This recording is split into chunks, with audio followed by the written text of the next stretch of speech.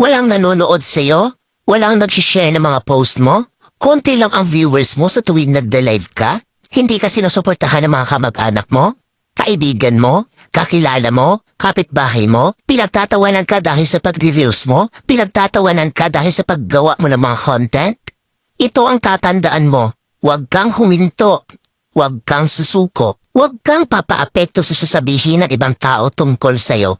Ipakita mo sa kanila na may mararating ka. Dahil isang araw, kapag marami ka ng followers, kapag marami na ang sumusuporta sa'yo, kapag marami na ang nanonood sa'yo, kapag marami ka ng viewers, kapag marami na ang nagmamahal sa'yo at sumusuporta sa'yo, kapag marami ka ng payout, kapag sinasahod mo na ang sinasahod ng mga sikat na content creator, kapag mayaman ka na, kapag marami ka ng pera, ay manunood na yan sila sa'yo. Sila na ang kusang lalap